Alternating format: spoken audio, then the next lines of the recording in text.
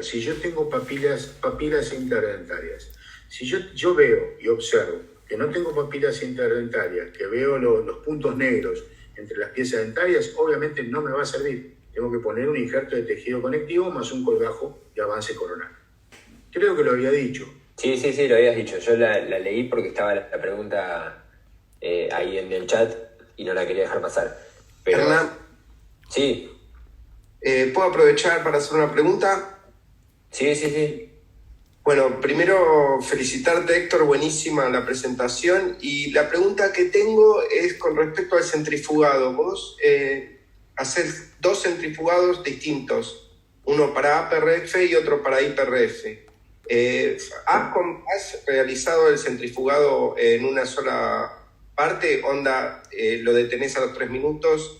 Sí, no me dejaste llegar. No me dejaste llegar. Sí, yo cuando empecé, sí. Esto es así. Yo estoy hablando lo que hacíamos en un primer protocolo.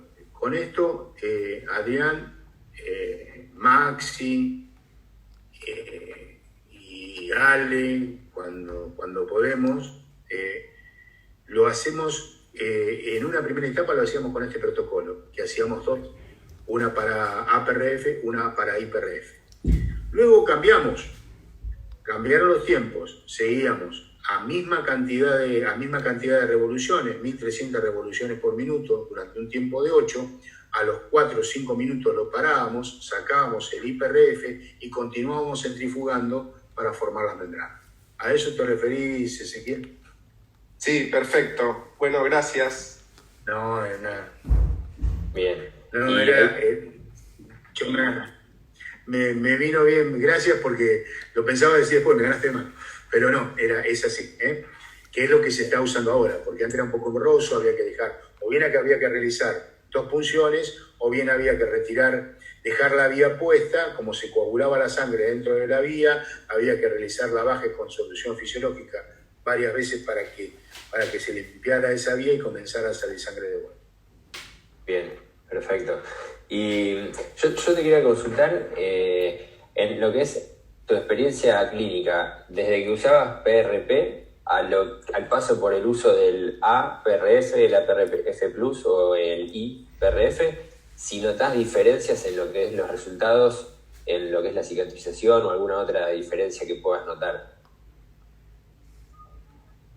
Sí, y los estudios están realizados fundamentalmente en eso. Yo nunca usé plasma rico en plaquetas. Lo que puedo decir es de lo que he leído en la literatura.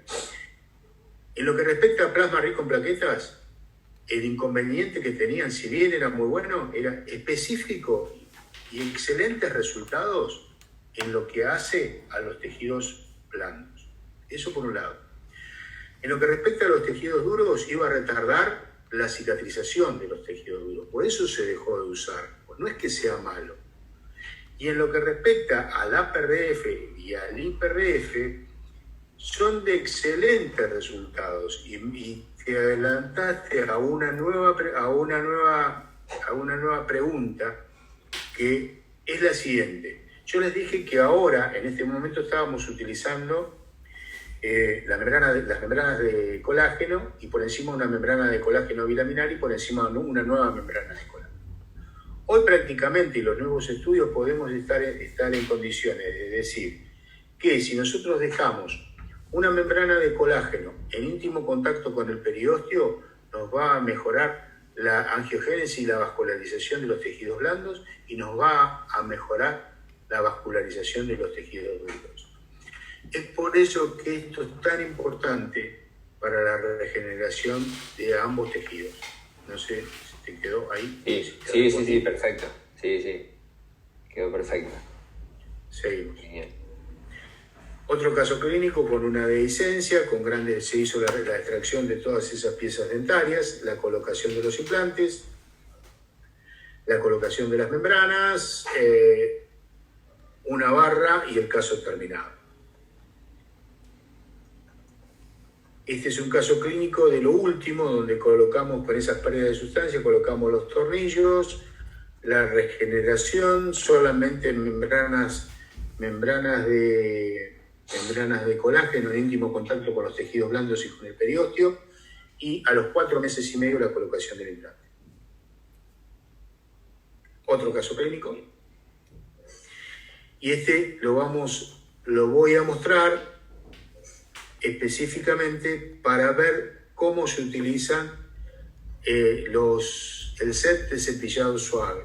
Se han colocado 4 implantes, se le da volumen y ven cómo que con eso se está desorganizando las fibras de colágeno del periósteo fibroso. No hay incisiones de descarga, solamente incisiones claviculares o incisiones lineales. Es una incisión en bolsillo, con lo cual nos da el vuelo suficiente para que nosotros podamos cabalgar por sobre ese colgajo tal cual lo muestra. Y nos da un perfecto cierre de la herida. Otro caso clínico, exactamente lo mismo. Cómo se va trabajando muy lentamente. Y este es el set de cepillado suave, el cual estamos utilizando con... Prácticamente yo no hago más periosteoplastías con este set, ni tampoco incisiones de descarga. Bueno. Vamos a pasar rápidamente. Este es un caso de levantamiento del piso del seno maxilar, con una técnica de ventana lateral, donde lo que se produjo en este video es la ruptura de la membrana. Cuando se rompe la membrana, que es sumamente engorroso y a quien lo le ha sucedido, en este caso permite las membranas de fibrina reparar la membrana sinusal o la membrana de media. Y comienza a funcionar. Eso ya ha sido reparado. Se ha colocado 2 membranas de colágeno, 2 membranas de fibrina dentro del seno maxilar y prácticamente se recompuso toda la misma. El sticky bond, las membranas de colágeno y listo. Aquí colocadas la sutura a puntos separados. Bien. Los implantes colocados, la imagen posoperatoria. Te hago una consulta. En caso de que se te perfore la membrana, si vos preparás solamente sticky bond, que le actúa como aglutinante del relleno óseo que vas a colocar, no tenés la posibilidad, o sea, ¿no te estarías evitando también la necesidad de meter una membrana de colágeno por encima porque el hueso queda aglutinado? No. Me entendiste mal. Membrana de fibrina, pongo. Membrana de fibrina, perdón, esa digo. La membrana de fibrina que vos hacés a partir de estos preparados, ¿sí? Vos no tenés posibilidad. Cuando se rompe la membrana. Claro.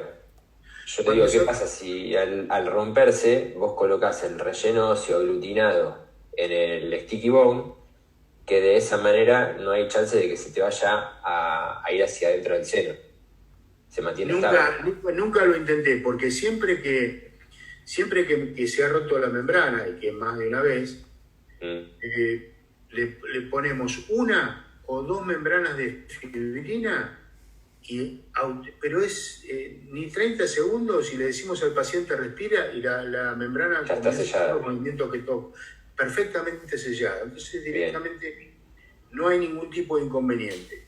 Perfecto. No tengo experiencia, Hernán, en lo que decís. Calculo que no. Me preocupa el solo hecho de que se me vaya algún gránulo para dentro del seno maxilar. Es lo único que me puede llegar a preocupar. Pero como está aglutinado por el sticky bone, fundamentalmente por el IPRF, que hace que eso se disperse, tu pregunta no es mala, habría que probar y ver qué es lo que sucede. Pero no tengo la respuesta para eso porque realmente nunca lo intenté. Sí intento ponerlo a otro que sé que me da el resultado y en medio. Y está perfecto, lo preguntaba solamente porque lo he usado el sticky bone y queda sumamente estable y me da la sensación, sin tener la experiencia ni haberlo leído, de que es muy probable que no se vaya ninguna partícula hacia adentro. Lo que hace el sticky bone no es otra cosa, o sea, lo que hace el sticky bone es lo siguiente: si nosotros ponemos hueso mezclado, homogeneizado con lo que vos desees, sin nada que lo estabilice y lo cubrimos con una membrana de colágeno, cuando nosotros reposicionamos y suturamos, ¿qué es lo que hacemos? No, lo que no hacen esto. Ese hueso queda medio inestable porque se nos escapan las partículas para los costados, para arriba, para abajo, no salen por la herida. Muchas veces sucede eso. Con el sticky bond, al hacerlo pegajoso, lo que hace es homogeneizarlo, que es lo que vos decís. No lo intenté nunca. Y evita todo ese desplazamiento. Por eso no está muy buena tu pregunta.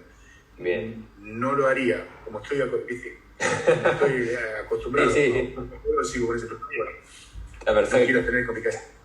Sí. Bueno, el quiste que ustedes ven, la eliminación, el estiquibón preparado, dentro del seno maxilar, el tallado de los implantes colocados con el injerto, y esto es lo que vemos. Y aquí cuando uno hace, normalmente no utilizamos en lo personal el piezoeléctrico para hacer las ventanas laterales, sino que el inserto que utilizamos es el de la punta redonda el de punta redonda. Pero muchas veces con esto, cuando uno hace una presión de medida, se produce este cierre y ahí lo que se hace, y lo ves, cómo se empaqueta bien la membrana de fibrina y directamente esta comunicación se cierra directamente. En dehiscencias, como en este caso, el hueso y las membranas de fibrina. Ya, Adrián, ya termino. En fenestraciones, nuevamente prácticamente lo mismo.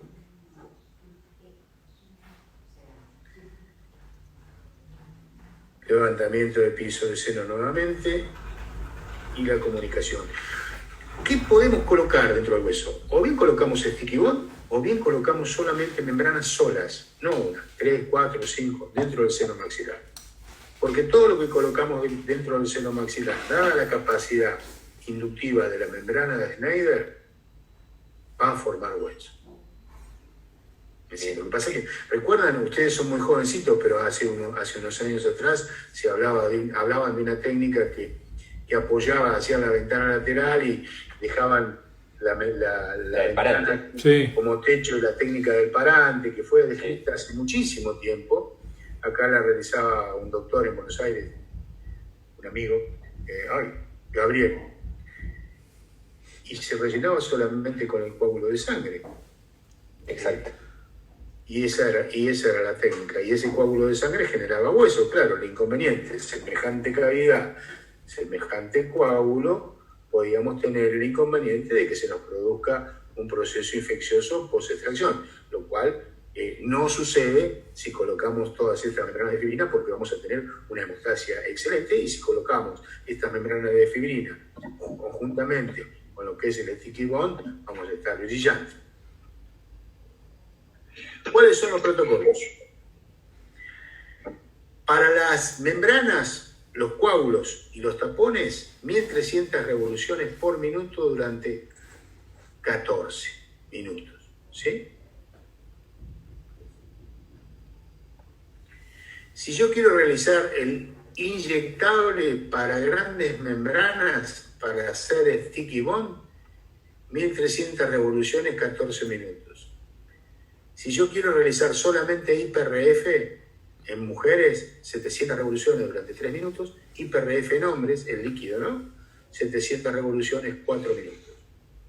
Existe también otros que se utilizan el IPRF líquido, que es utilizado y reservado para toda la parte estética y para toda la parte de ortopedia. Para la hormonización orofacial, en mujeres 700 revoluciones 5 minutos, en hombres 700 revoluciones 6 minutos, y en ortopedia para las artrosis de rodilla, para todo ese tipo de situaciones. Tiene otras aplicaciones más, pero que realmente no puedo hablar porque no tengo ningún tipo de experiencia al respecto. O sea, no hago armonización orofacial. Bien. Y esto es un cuadro que tiene mucha importancia y que hay que valorar mucho. En la parte inferior dice plaquetas. Nosotros sabemos que el número de plaquetas vamos entre 150.000 y 450.000 plaquetas por mililitro. Fíjense en ustedes la diferencia significativa que existe entre el IPRF, el plasma rico en plaquetas y el plasma rico en factores de crecimiento. 690.000 en el IPRF, 632.000 y 605.000. Es decir, que no hay, en lo que respecta a las plaquetas, diferencias significativas. Prácticamente obtenemos el mismo resultado. No ocurre lo mismo con la cantidad de glóbulos blancos. En el IPRF, 14.000. En el plasma rico en plaquetas, 680.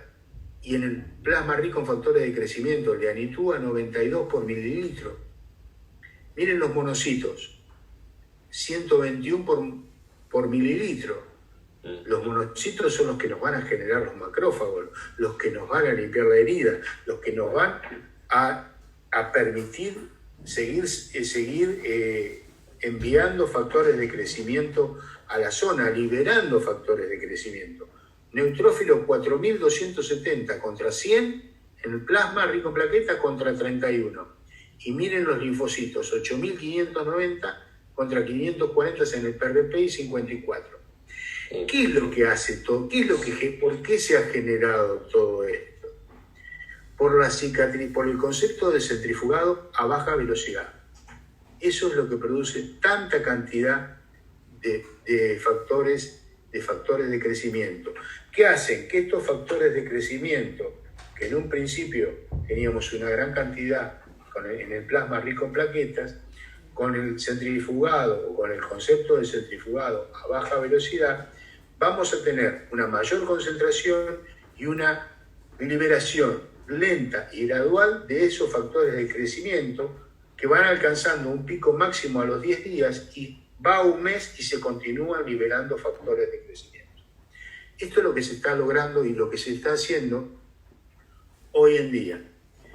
Por lo cual, hablamos de que las plaquetas, los leucocitos y los factores de crecimiento y la fibrina forman una matriz tridimensional, logrando una cicatrización rápida, segura y eficaz, tratando de lograr el éxito clínico y respetando fundamentalmente siempre el protocolo.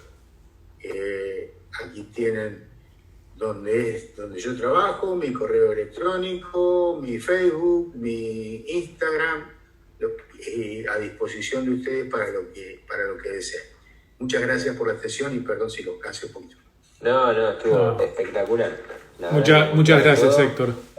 Así que, obviamente, agradecerte más allá de que nos estamos terminando ahora. Hay una pregunta que está en el chat que consultaban si tenés problemas ¿cómo se llama? De pérdidas de volumen con el tiempo.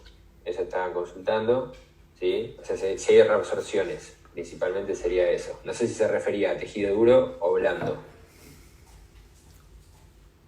Hola, sí, poco de pérdidas hay, como en todo, obviamente, se pierde algo. No grandes pérdidas de volumen. No grandes pérdidas de volumen como ocurriría con los otros tipos de injertos que nosotros podemos utilizar, sea autólogos o heterólogos. No tenemos grandes pérdidas de... Perfecto. ¿Puedo hacer una pregunta? Sí, Fernanda. Sí. Doctor, le quiero hacer una pregunta. Yo realmente estoy un poco perdida con las clasificaciones y los nombres. Le quiero comentar un poquito cuál es el protocolo que yo sigo para que por lo menos sepa darle nombre y apellido a lo que hago. Yo ya dejo seteada la centrífuga en 2.700 revoluciones por minuto y con los tubos blancos genero a 2 minutos el líquido, lo que yo le llamo PRF líquido para hacer el sticky-bond. Y a 12 minutos con tubos rojos para hacer las membranas y los plugs. ¿Cuál sería el nombre real de este líquido que genero a 2 minutos y a 12 minutos con tubo rojo? Empecemos de vuelta. Primero, Sí. ¿qué centrífuga es? Ay, ahora no recuerdo el nombre, es una centrífuga... No es la de Chocrune, es una centrífuga... No, por el protocolo sé que no es. O sea, No. puede ser la intraskin o intraloc. En Ajá. cuanto...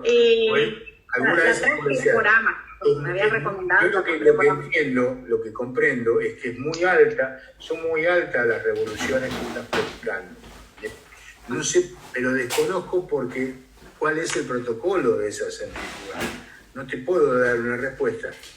De acuerdo a lo que vos decís, me dijiste, 2100 vueltas para nosotros en nuestro protocolo es una barbaridad, enorme porque lo que no vamos a tener gran cantidad de factores de crecimiento. ¿Y qué es lo que y quizás vos lo que estás utilizando un protocolo para el PRP? No sé qué, no te lo... Ahí te perdí. ¿Dónde estás? Sí, acá. Me dijiste 2100 vueltas, decime más, porque te perdí en cuanto al protocolo. Tubo blanco a 2 minutos para obtener líquido para generar. ¿Tiene aditivo? No sabe. Por lo que yo tengo entendido, el tubo rojo no tiene aditivos y el tubo rojo y el tubo blanco creo que tienen citrato en la superficie. Sí, pero entonces no, nada que ver. No es para esto. Porque ya si tiene citrato de calcio, citrato de sodio, ya directamente estamos hablando de plasma rico en plaquetas o plasma rico en factores de crecimiento. Claro, está haciendo el protocolo, el protocolo de Eduardo Anito está haciendo con ese tubo. Sí. Que es el plasma rico en factores de crecimiento plaquetario, donde vos lo tenés que hacer un integrante plaquetario y después agregarlo o simplemente acelerar el proceso, que es una modificación del protocolo de Robert Marx. Claro. Robert Marx en el 88 y Eduardo Anito en el 99 hicieron ambos protocolos con la única diferenciación de cómo lo activaban y el volumen que manejaban. Cuando Marx arrancó con medio litro haciendo una circulación extracorpórea, después Eduardo lo hizo al año siguiente con 10 centímetros cúbicos nada más, y la forma también de activarlo. Pero son protocolos totalmente diferentes. Esto es lo que mostró Héctor, que venimos realizando todo el grupo de trabajo en la cátedra sobre todo, es totalmente sin ningún anticoagulante y sin ningún activador. Es la propia sangre del paciente con los protocolos que estuvo mostrando que te ofrecen resultados realmente muy, muy buenos. Perdón, sí. Adrián, Miguel. Hola, Miguel. ¿Qué tal? ¿Cómo estás? Bien, querido. Lo que veo que lo que está haciendo ella es ese protocolo de plasma rico en plaqueta, que lo que hace simplemente es aglutinar el biomaterial para usarlo como una croqueta, como vehículo. No creo que genere ningún tipo de factor de crecimiento, solamente como un excipiente para hacer una croqueta o un sticky bomb, nada más. Claro, no, pero igual, el plasma rico en factores de crecimiento plaquetario, el plasma rico en plaqueta, tiene liberación de factores de crecimiento plaquetario. El tema es que tiene una vida media muy corta por la aceleración del proceso de activación. Entonces, inicialmente lo vas a usar como un aglutinante. El problema es que cuando llegue, después que vos armes el sticky bone o el hueso pegajoso, que sería el nombre que tendríamos que usar si hablamos español, lo que pasa es que estamos con el modismo inglés, pero bueno, el hueso pegajoso cuando lo llevas a la cavidad, en esos dos protocolos ya no libera más factores de crecimiento plaquetario.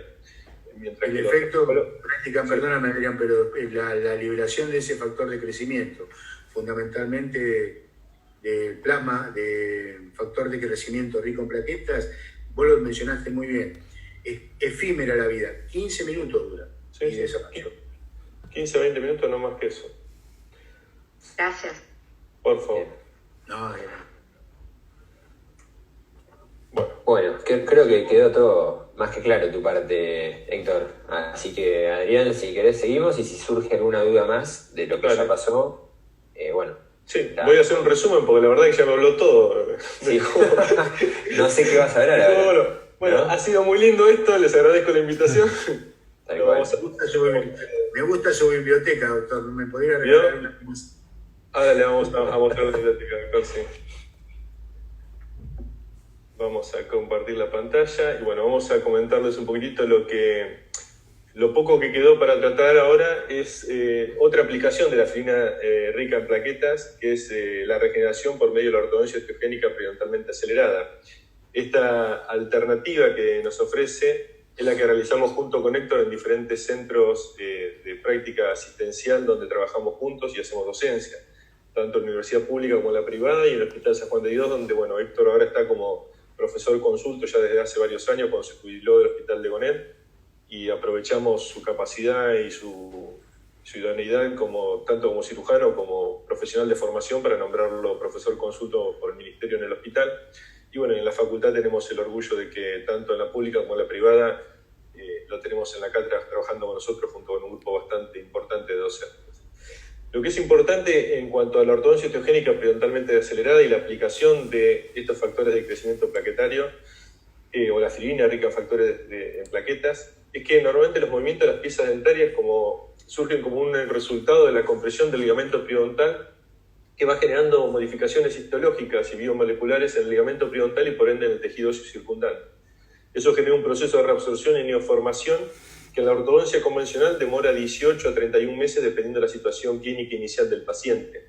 Pero si se quiere acelerar ese tratamiento ortodóntico tradicional no se puede porque indefectiblemente va a tener un efecto deleterio sobre el periodonto que no va a soportar la resistencia y va a producir una alteración a nivel del hueso alveolar, sufriendo daños tanto en el ligamento como en la cresta y en la superficie radicular con proceso de reabsorción. Se han implementado diferentes métodos para poder generar lo que es un aumento de la velocidad del movimiento dental. Para eso se han administrado fármacos como las prostaglandinas, con muy buenos resultados, los interleuquinas, los leucotrienos, la adenosín monofosfato cíclico y la vitamina D, entre otros. Así como también se han hecho estimulaciones físicas y mecánicas, de las cuales obviamente la que más se está empleando en la actualidad es el láser de baja potencia, pero se han usado campos electromagnéticos y otras alternativas. Pero sin duda de todos estos, el que más resultado ha dado han sido los procedimientos quirúrgicos con corticotomías, osteotomías y distracción osteogénica, entre otros procedimientos. Ustedes saben que en definitiva esto no deja de ser una cirugía con finalidad ortodóntica. Si analizamos los efectos adversos, secundarios y colaterales de todos los fármacos sumados a las terapias físicas y mecánicas con resultados deficientes, es donde vemos que realmente los procedimientos quirúrgicos bien aplicados por medio de las corticotomías son los que ofrecen mejores resultados. Si combinamos las corticotomías con el tratamiento ortodóntico, vamos a encontrar que tenemos sin duda varias ventajas. Una de ellas es el acortamiento del tiempo del tratamiento, donde se puede acortar estos tratamientos a casi, les diría, una mitad o por ahí a veces hasta 3 veces menos del tiempo convencional. Los menores limitaciones en el tratamiento ortodóntico, porque ustedes saben que los movimientos tienen ciertas limitaciones en ortodoncia, en este caso la ortodoncia osteogénica periodontalmente acelerada, tanto por el procedimiento de las corticotomías como por el injerto óseo, permite una expansión mucho más amplia de la arcada, movilizando las piezas mucho más lejos, a 3 o 4 veces más lejos de lo que lo haría un tratamiento de ortodoncia convencional. Por lo tanto, si bien acortar el tratamiento es un dato importante, esta posibilidad de mover las piezas más allá de la ortodoncia convencional de 3 a 4 veces pasa a ser la ventaja más importante. También esta posibilidad de tipificar las arcadas con la expansión ósea genera una disminución de la necesidad de realizar extracciones, como también mejora lo que es la condición periodontal del paciente, algo muy importante porque mejora el biotipo gingival. Vamos a ver que todos los pacientes pasan a una biotipología gingival gruesa y eso produce también obviamente menos efectos deleterios para el estado de salud periodontal del paciente y una mejor estabilidad en el postoperatorio. También tenemos disminuciones de las reabsorciones radiculares y una mayor estabilidad a largo plazo en este proceso donde el mecanostato óseo está inducido por la combinación del tratamiento quirúrgico y ortodóntico. Y algo que es importante también, permite corregir los defectos vestibulares, porque muchas veces nos pasa que las crestas alveolares estrechas se ven ligeras depresiones en la tabla óseo-vestibular y en estos casos se pueden corregir con el injerto óseo. Dentro de las técnicas de las corticotomías, vamos a ver que vamos a hacer 2 procedimientos. Uno va a ser la corticotomía propiamente hecha, que es la osteotomía en la cortical vestibular, y unas perforaciones que pasan a ser una ostectomía, porque sacamos hueso de la cortical para inducir al hueso medular a dar el aporte vascular. Esto lo hacemos tanto por vestibular como por lingual o palatino.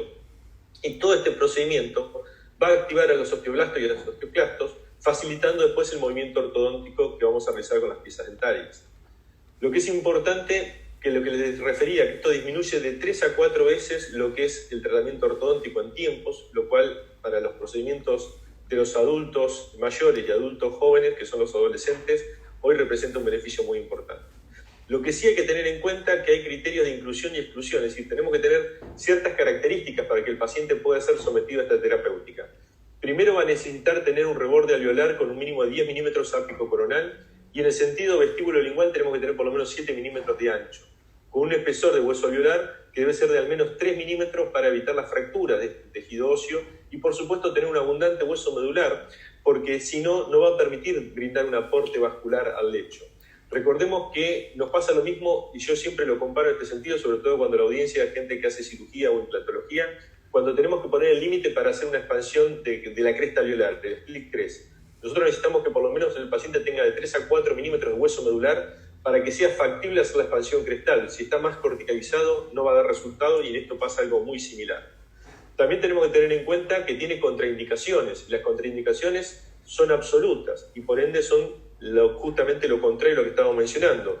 Si tenemos una ausencia de hueso medular, no le va a dar aporte vascular. Si el paciente tiene una enfermedad periodontal activa avanzada, tampoco se va a poder hacer este tratamiento. Cuando las crestas óseas son muy delgadas o presenta el paciente procesos periapicales, requiere que primero se haga el tratamiento de eliminación del proceso periapical y luego, aproximadamente de 3 a 4 meses después, hacer la cirugía de ortodoncia osteogénica periodontalmente acelerada.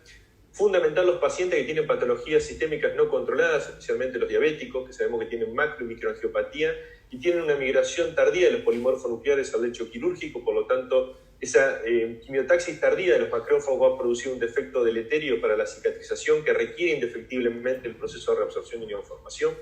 También los pacientes que tienen coagulopatías o discrasias sanguíneas y fundamentalmente los pacientes que toman drogas como, que producen la inhibición de prostaglandinas o la actividad osteoclástica, llámense bifosfonatos o cualquier otra droga antirresortiva. Ahora, ¿qué es importante? Este punto en particular, yo lo resalto para que tenemos mucha audiencia en este momento, que me habían comentado que querían estar presentes la gente de la carrera de especialización en ortodoncia, que estos pacientes están contraindicados cualquier tratamiento odontológico, inclusive los tratamientos de ortodoncia, porque un tratamiento de ortodoncia fundamentalmente requiere este mecanostato óseo para acompañar en la reabsorción y neoformación producto de este movimiento ortodóntico. Y en estos casos vamos a ver que los pacientes no lo van a poder realizar, por lo tanto está contraindicado no solo los procedimientos quirúrgicos, sino también los tratamientos ortodónticos. Desde el punto de vista de la base biológica, nosotros nos vamos a encontrar que este procedimiento de ortodoncia osteogénica periodontalmente acelerada se basa en lo que llama el fenómeno acelerador regional o RAP, que fue descrito por Frost, donde él hablaba de lo que era la gravedad de la lesión ósea que tenía una relación con la intensidad de la curación ósea. Ese fenómeno acelerador regional es una reacción tisular de tipo inflamatoria temporal a un estímulo nocivo que aumenta la capacidad de curación de los tejidos y que no solo se manifiesta a nivel del hueso, también se aplica a lo que son los tejidos blandos y obviamente también al cartílago. Entonces lo que hay que tener en cuenta a la hora de aplicar este criterio es lo que estipuló Wilco, los hermanos Wilco, uno es ortodoncista, el otro periodoncista, junto con su grupo de trabajo en el cual participó, muy importante porque después desarrolló otro trabajo, Ferguson, en el año 2001. Ellos reportan 2 primeros casos clínicos donde se hace un procedimiento quirúrgico, se levanta un colágeno mucoperióstico vestibular y palatino, es decir, espesor total, se hacen corticotomías en los maxilares y agregan un injerto óseo por vestibular y palatino. Este trabajo les permitió a ellos demostrar con activaciones ortodónticas. Colocaban el arco 24 horas antes de la cirugía con bracket autoligables y después comenzaban a hacer movimientos ortodónticos cada 2 semanas y concluyeron el tratamiento de rehabilitación en 6 meses y 2 semanas. Esto es algo muy importante, sumado a que encontraron que los pacientes jóvenes, adolescentes, la respuesta era mucho más favorable en la remineralización que los pacientes adultos mayores, básicamente por el poder de recuperación del hueso de los pacientes más jóvenes y esa activación más importante del mecanostato óseo. También se demostró que la sedimentación ósea es atribuible a la estabilidad que se logra después de este tratamiento. Desde el punto de vista de la importancia de la velocidad, es importante, pero mucho más importante es justamente que los dientes se pueden expandir, se puede lograr una disposición más lejana a la del tratamiento ortodóntico habitual de 2 a 3 veces como mínimo. Y esto asociado al aumento de volumen vestibular, como vamos a ver en los casos que vamos a mostrar más adelante. También es importante que el periodonto se conserva intacto, que esto evita, como dije anteriormente, la necesidad de realizar extracciones, que hay un grado de remodelación tanto facial, porque no solo de los tejidos blandos, sino también el soporte que tienen los tejidos blandos periorales, sobre todo en el labio, el apoyo que brinda, y obviamente la reconformación para las piezas dentarias y lo que es la estructura del periodonto. Ferguson demostró que la mayor estabilidad lograda con la ortodoncia osteogénica periodontalmente acelerada se debía a la pérdida de la memoria tisular por el alto intercambio tisular del periodonto con un aumento del grosor de las cortezas alveolares por el injerto óseo colocado. Es importante tener en cuenta que al aumentar el volumen alveolar se pueden también cubrir superficies de piezas radiculares, es decir, las superficies radiculares de piezas vitales, y permite reparar dehiscencias alveolares preexistentes, disminuyendo la probabilidad de formar unas nuevas dehiscencias en todos estos casos y por ende una recesión gingival concomitante. Si vemos nosotros lo que son los parámetros de diagnóstico y tratamiento que utiliza habitualmente el ortodoncista, van a tener que ser modificados y actualizados para aplicar esta técnica. Pero sin lugar a dudas vamos a encontrar que tiene muchas aplicaciones, incluso para pacientes adultos y adolescentes con afecciones periodontales moderadas.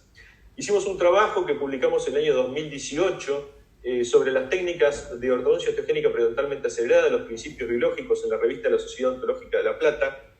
Lo hicimos junto con la doctora Laura Benzini y el doctor Héctor Machado. Y en esa ocasión presentamos un caso, el primer caso que habíamos intervenido en aquel entonces. Después, a partir de esto, ya llevamos hoy 9 casos intervenidos y una paciente está por intervenir y estamos esperando llegar al número de 20 para la publicación final. Pero esta chica es una paciente que nosotros evaluamos desde el punto de vista clínico, con los modelos, el diagnóstico por imágenes con radiografía y tomografía, como hacemos en todos los pacientes para hacer un BTO y un BTQ, y los estudios cefalométricos y el estudio de la estética facial. Ahí determinamos que era una paciente de clase 3 esqueletal con un prognatismo muy marcado, una biotipología dórico-cefálico con un tercio inferior de la cara aumentado, una protrusión del labio inferior y del mentón y una retrusión del labio superior en el plano sagital. Esta paciente tenía la presencia de los caninos superiores temporarios, las piezas 53 y 63 en boca, con los dos permanentes retenidos, el 13 y el 23, y tenía un desvío de la línea media dentaria inferior hacia el lado izquierdo, como ven en las imágenes que están en pantalla. También tenía un apeñamiento anteroinferior moderado con una mordida invertida anterior, lo que da un overshot negativo, y una mordida invertida transversal bilateral con estrechez maxilar superior y anomalías individuales en la posición de algunas piezas dentarias. Se le explicó a la paciente que lo ideal era, una vez terminado el pico de crecimiento óseo, el crecimiento esqueletal definitivo, se debería realizar una cirugía ortognática. Pero dadas las características clínicas que presentaba, se le propuso a ella y a su familia comenzar con una ortodoncia osteogénica periodontalmente acelerada del maxilar superior para en el futuro disminuir los movimientos quirúrgicos. Y se acordó que lo que íbamos a hacer fue lo que finalmente hizo Laura el día previo a la cirugía, que le instaló un sistema de bracket autoligado con fuerzas ligeras, con una prescripción de ROT 24 horas antes de la cirugía. Aquí pueden ver la imagen previa de la paciente a la instalación de los brackets y el mismo momento donde se colocaron los brackets, justamente 24 horas antes de la cirugía. Y esto es importante cumplir con este protocolo y no colocarlo ni mucho tiempo antes ni mismo día de la cirugía. Lo que es importante que en este caso, como fue el primer caso, lo hicimos bajo anestesia general. Ya hoy estamos realizando varios procedimientos de estos con anestesia local, pero somos honestos, el protocolo original era hacerlo con anestesia general, por eso nos ajustamos al protocolo, pero realmente es una cirugía que se puede realizar perfectamente con un paciente que sea bien manejable en el consultorio sin ningún otro tratamiento complementario que la anestesia local.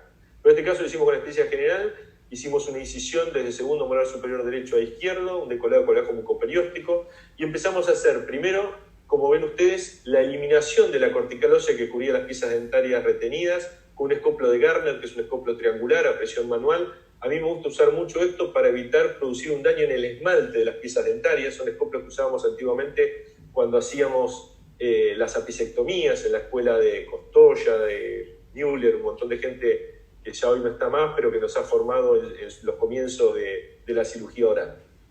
¿Y qué es importante? Después de haber hecho la eliminación de la superficie ósea, eliminamos el saco pericoronario, que en este caso eran procesos quísticos odontogénicos, eran quistes dentígeros, que se remiten a estudio patológico diferido como todo material que obtenemos. Hacemos el toilet quirúrgico de ese lecho y ahí le vamos a hilar para que, en este caso, Laura, la ortodoncista, pueda colocar botones, aditamentos en las piezas dentarias para después colocar unos resortes de nitinol, que es una aleación de níquel y titanio, para hacer una tracción leve hacia la arcada, ni bien concluyamos el procedimiento quirúrgico. Luego vamos a hacer las osteotomías, que son las corticotomías, a espesor únicamente de la cortical.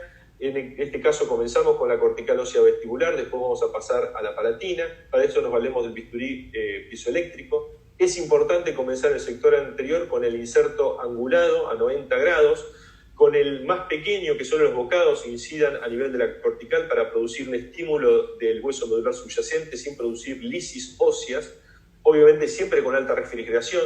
En premolares y molares usamos los insertos angulados hacia distal, que esto es muy importante para la accesibilidad quirúrgica, hacer un buen diseño de la osteotomía. Si queremos usar el mismo que usamos en el sector anterior, generalmente terminamos angulando la osteotomía y la hacemos convergente apical, lo cual no es correcto para la técnica quirúrgica, más allá que después de hacer las osteotomías, las corticotomías paralelas, a nivel apical las podemos unir en forma ligeramente convergente.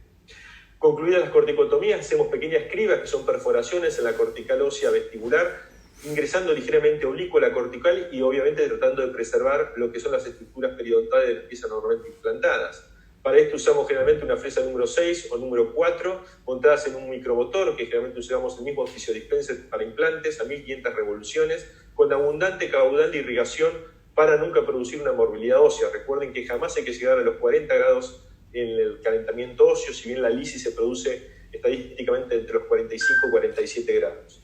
Otra cosa importante es que nunca vamos a usar los insertos diamantados del bisturí piezoeléctrico para hacer las corticotomías o estas pequeñas cribas.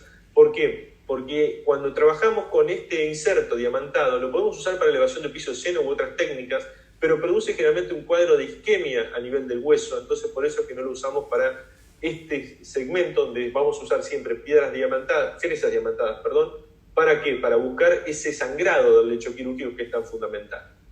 Después vamos a hacer la extracción de la sangre del paciente en los tubos al vacío, como mostró Héctor.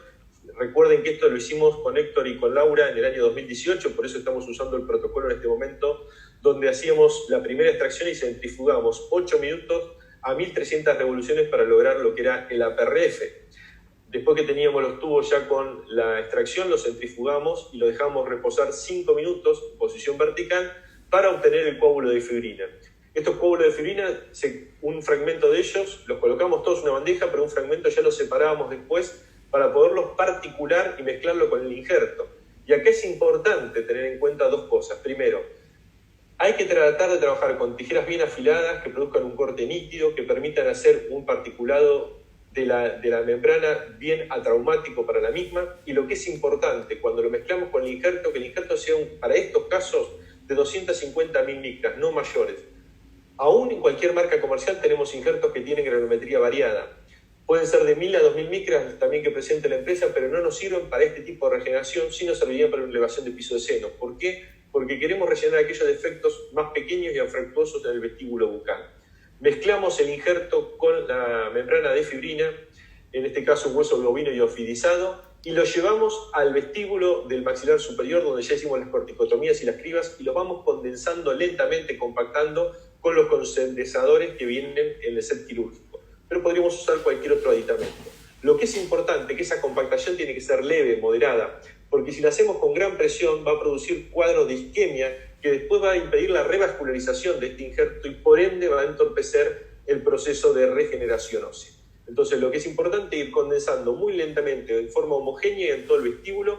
Y hay algo importante que Héctor mostró. Podríamos hacer también lo que es el hueso pegajoso, el sticky bone, pero en este caso lo vamos a reservar para la porción palatina. En el vestíbulo no, porque colocarlo así, granular, permite un mejor asentamiento y adaptación sobre el lecho que es ligeramente irregular.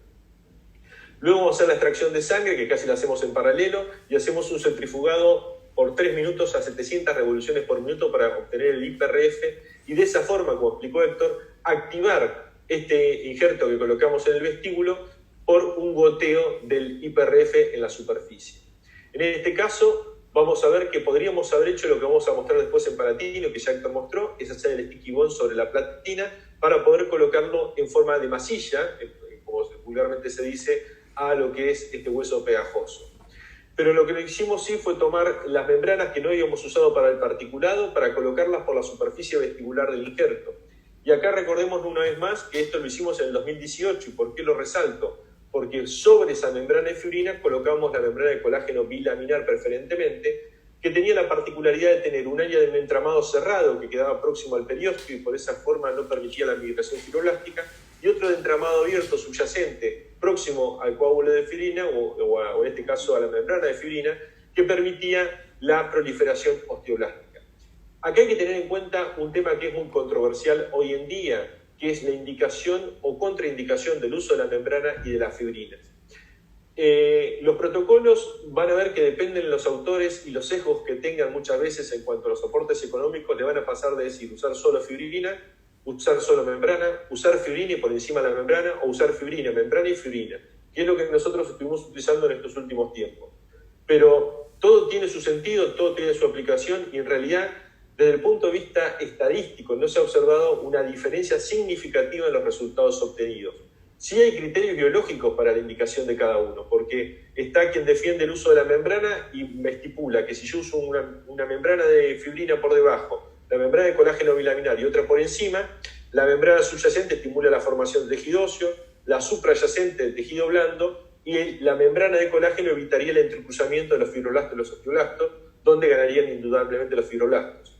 Pero hay quienes que dicen que al colocar una sola de las membranas o una doble membrana de fibrina generaría un efecto donde la aceleración de ambas estructuras, los fibroblastos y la diferenciación de preosteoblasto-osteoblasto, no lograrían una diferencia significativa en el resultado final desde el punto de vista volumétrico y de la calidad ósea. Pero sin entrar en esa disgregación, lo que vamos a hacer, reponemos el colágeno, sin suturarlo obviamente, porque vamos a levantar el colágeno mucoperióstico palatino, vamos a volver a hacer las corticotomías en el sector anterior con el inserto angulado a 90 grados, y entre premolares hacia atrás con el inserto angulado hacia distal, tenemos uno derecho y uno izquierdo, y lo que es importante que hay técnicas donde van a describir esto y van a decir que no es necesario realizar estas corticotomías por palatino o por lingual. Y a ciencia cierta sí es necesario, lo que pasa es que hay que ser honesto, es muy difícil técnicamente hacerlo, pero acá es donde se juega la destreza del cirujano. Tanto por vestibular como por palatino o lingual hay que hacer las corticotomías completas, las cribas y las perforaciones. Muchos cirujanos a veces son intelectualmente deshonestos al buscar alternativas terapéuticas y decir, bueno, si solo hacemos cribas por palatino el resultado es casi igual. Casi, pero no igual. Por eso nosotros nos abocamos a hacer estrictamente el protocolo que corresponde. Para este caso también hacemos la extracción de sangre para formar lo que es el APRF y el IPRF. Y acá fíjense que por palatino vamos a colocar directamente el sticky bone o este hueso pegajoso, lo vamos a cubrir con las membranas de fibrina y por encima las membranas de colágeno bilaminar. Pero ¿por qué le llevamos por palatino el hueso pegajoso o el sticky bone y por vestibular no? Porque en palatino, si nosotros queremos poner hueso particulado sin conformar este hueso pegajoso, se dificulta mucho más lo que es la posición, el colocamiento y la retención del material. Por eso que lo hacemos de esta forma y los resultados realmente son muy satisfactorios. Una vez que hicimos esto, rebatimos el colágeno mucoperióstico vestibular y palatino. Para esto, en este caso, utilizamos, como explicó Héctor, los brushing, los cepillos para hacer el cepillado del periósteo por vestibular. Buscamos desinsertar bien el colágeno vestibular, bien apical, como para darle el mayor vuelo posible. Tratamos de nunca hacer periosteoplastías. En este caso, en la cirugía, yo todavía no tenía los cepillos, me los trajo Héctor a la cirugía, que siempre trabajamos en conjunto, y él siempre, como tiene más poder adquisitivo que el resto, hace las inversiones más importantes. Esto es un chiste para los que los escuchan. Pero bueno, lo que es importante sí que hemos suturado el colágeno mucoperióstico. Generalmente me gusta suturar mucho con prolene, que es una sutura que produce muy poca reacción mística, o mononylon, o en su defecto podemos usar, como en este caso, poliglactina 910 revestida en esterato de calcio, nombre comercial, por ejemplo, Vicryl, Polesor. Hay varias marcas comerciales que usan este tipo de sutura.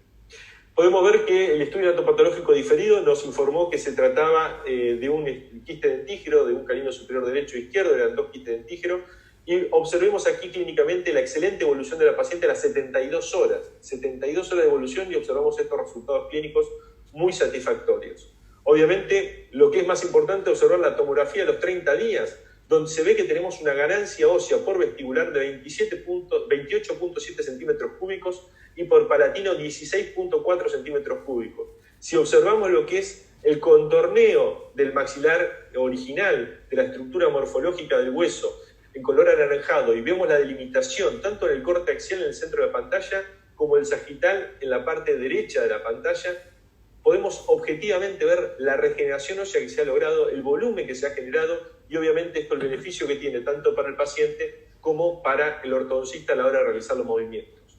Antiguamente nosotros pensábamos que el resultado o el movimiento dental acelerado era consecuencia del desplazamiento de los bloques óseos. De hecho, antiguamente se hacían directamente corticotomías en el bloque y se movía en el odontón. Pero ahora sabemos que ni siquiera eso, ni el diseño de la corticotomía, es lo que responde al éxito del tratamiento y el resultado del movimiento periodontal, sino que simplemente las corticotomías lo que van a hacer es potenciar el movimiento de las piezas dentarias como por un resultado de un proceso fisiológico de desmineralización y regeneración ósea originado en el RAP, ¿sí? En el fenómeno acelerador regional, donde la respuesta es local y transitoria, seguida de un proceso de cicatrización postquirúrgica, donde la cortical ósea responde a ese estímulo físico que hace el ortodoncista. Por eso es importante colocación de los brackets autoligables y arco a 24 horas antes y comenzarlo a activar en forma inmediata a la cirugía, y de esa forma vamos a encontrar los mejores resultados. Quiero hacer una mención especial a los últimos años, los trabajos que hay de técnicas quirúrgicas mínimamente invasivas. Acá mostramos uno de los primeros trabajos que hizo una revisión histórica en el año 2016 y propuso esta técnica, que es un trabajo de Holguín Vargas y colaboradores en la revista de Odontología Mexicana. Y, por supuesto, uno de los trabajos más importantes sobre el tema de un gran amigo, el doctor Federico Hernández Alfaro, de Barcelona, que junto con su equipo de trabajo en el año 2012 publicó una técnica mínimamente invasiva donde hace un túnel asistido por endoscopía. Él hace una sola incisión en el sector anterior, hace cirugía mínimamente invasiva para ortognático y por supuesto para esto también, hace una incisión en el sector anterior en la línea media de 5 a 10 milímetros y si es necesario en algunos casos hace laterales a nivel de los caninos, por distal de los caninos, y obviamente todos los movimientos, todas las corticotomías las hace asistido por un endoscopio que tiene una fibra de 1.9 milímetros. Ahora bien, yo lo que marco, y lo he hablado con Federico esto también, que si bien es un procedimiento mínimamente invasivo, que tiene menor morbilidad y en sus manos representa un menor tiempo quirúrgico, porque esto es importante, cuando uno habla de menor tiempo quirúrgico, tiene que ver en qué profesionales y en qué momento de la curva de aprendizaje está, porque la cirugía endoscópica no es una cirugía que requiera una gran formación, pero requiere una formación inicial para poder ver y poder interpretar la imagen en forma indirecta. Es como cuando trabajamos con un microscopio. Cuando uno comienza a trabajar con un microscopio, la técnica obviamente se visualiza mucho más, pero hasta adiestrar los movimientos se ve todo magnificado y cuesta bastante. Y a nivel endoscópico pasa exactamente lo mismo. Pero lo que les marcaba de importante esto, que hay que pensar, por eso ese llamado de atención en el centro de la pantalla, es que tiene una limitante muy importante esta técnica. Primero, que la imposibilidad de trabajar por palatino. Esta técnica es exclusiva para el vestíbulo bucal. Por ende, al protocolo original de Wilco le está faltando una parte muy importante que es la porción palatina. Y segundo, la dificultad de hacer una regeneración ósea cubriendo todos los defectos, porque se puede colocar injerto óseo, pero con una limitante muy importante. Por eso considero que estas técnicas mínimamente invasivas van a necesitar mucha más evidencia, mucha más bibliografía, muchas más publicaciones para poder ser consideradas seriamente. Entonces, para terminar y pasar al momento de las preguntas, porque ya como les dije casi todo el tema lo desarrolló Héctor, ¿qué es lo importante que quiero resaltar con esto? Que la relación interdisciplinaria entre el cirujano y el ortodoncista para aplicar la ortodoncia, perdonen que estamos con una pequeña interrupción, les decía, lo que es importante que la interrelación entre el cirujano y el ortodoncista se da mucho en toda la cirugía con finalidad ortodóntica, pero fundamentalmente en este procedimiento, casi al igual que en lo que es una cirugía ortognática, donde estudiamos el caso juntos antes de comenzar, indicamos realmente que esa técnica sea la apropiada para el paciente y decidimos no solo el procedimiento que vamos a realizar, sino el volumen que vamos a utilizar de injerto para hacer la regeneración. Y eso genera una disminución significativa, tanto en el tiempo de tratamiento como en los riesgos de resorción radicular que se ven prácticamente nulos, el aumento de la estabilidad del post-tratamiento ortodóntico, donde vemos que realmente se logran resultados muy satisfactorios en la bibliografía. Nosotros tenemos realmente una experiencia muy corta porque el primer trabajo lo hicimos en el 2018, pero en estos años de trabajo estamos observando resultados muy buenos y también lo que es significativamente importante para nosotros es el aumento del volumen óseo, la posibilidad de mover las piezas más allá de los límites con la ortodoncia convencional que se podían hacer y la mejora de la biotipología ósea que nos va a permitir en todos los casos tener un mejor resultado del paciente a largo plazo, sobre todo en casos como esta chica que después son sometidos a una cirugía ortognática, lo cual para la higiene oral es fundamental tener ese tipo de condición gingival. No quiero terminar sin tampoco mencionarles que este seminario va a estar subido en nuestro canal de YouTube para que ustedes lo puedan observar. Ya, de hecho, lo estábamos subiendo ahora en simultáneo a la presentación, así que ya lo van a encontrar en la página. Quería invitarlos que la semana que viene un gran amigo, un excelente cirujano, que es el doctor Miguel Bouto, va a participar con el grupo RIA de otra presentación hablando de implantes post-exodoncia, donde realmente Miguel tiene una calidad de presentación brillante y un conocimiento muy bueno sobre el tema, así que va a ser un gusto poder observarlo y bueno, los invito a todos a participar y fundamentalmente hacer una mención a este día tan especial para todos nosotros, que es el Día de la Bandera, que en un momento donde muchos valores se dejan de tener en cuenta, creo que recordar las insignias patrias, la gente que dio la vida por la patria en diferentes momentos de la historia, y no tal vez los patriotas que todos recordamos, los próceres que todos vemos en las figuritas, en los libros y estudiamos a lo largo de la historia, sino aquellos anónimos que día a día dejan su vida, como hoy lo hacen muchas veces el personal de salud, la gente que está trabajando día a día en la asistencia de todo lo que se está llamando la atención o trabajadores esenciales en este medio que estamos padeciendo, que es la pandemia por el COVID, el cual muchas veces la gente no entiende la envergadura que emprende esto, pero nosotros con Héctor, que estamos en el hospital día a día y estamos viendo el avance de esta pandemia, les puedo asegurar que es realmente muy importante. Así que gracias tanto José, Hernán, Pablito por la invitación, ha sido un honor y un gusto muy grande poder estar con ustedes y compartir parte de nuestra experiencia, sobre todo Héctor, que quiero resaltar que él por una cuestión de humildad no lo marca, es uno de los pioneros en lo que es el manejo de esta técnica acá en Argentina. Yo comencé con Héctor, pero porque se dio la casualidad de que estamos trabajando juntos, pero él fue el que dio el puntapié inicial.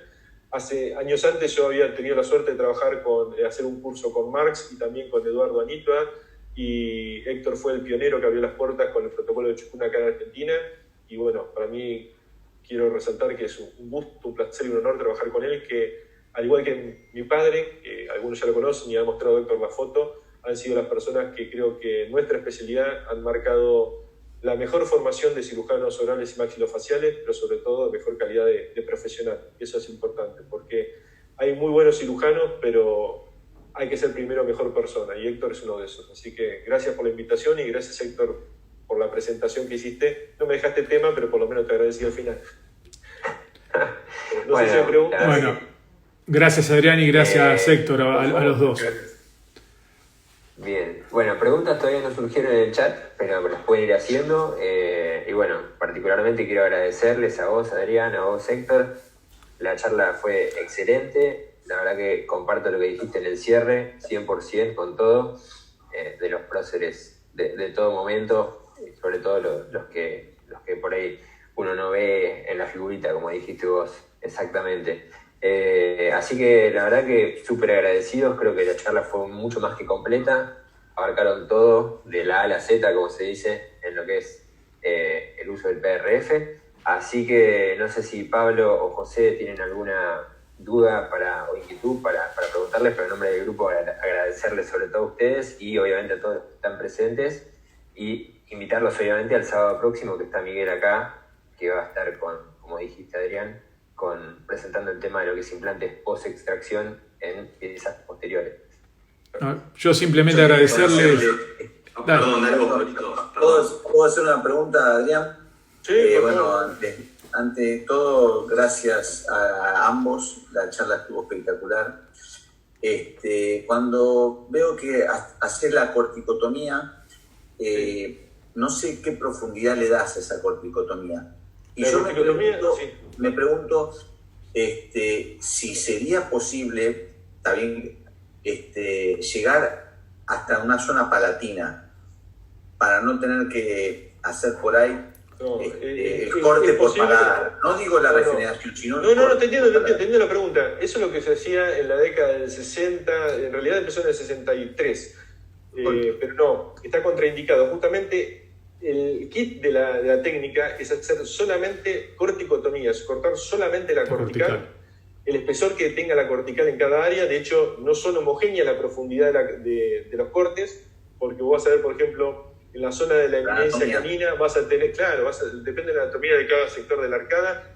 Por ejemplo, en lingual maxilar, hicimos ahora el lunes una nena que operamos con Guillermo, con Guillermo Rolandelli, que también es un miembro de la cátedra, el sector posterior, que bueno, por una situación de que venía de afuera y se tiene que volver, lo tuvimos que hacer.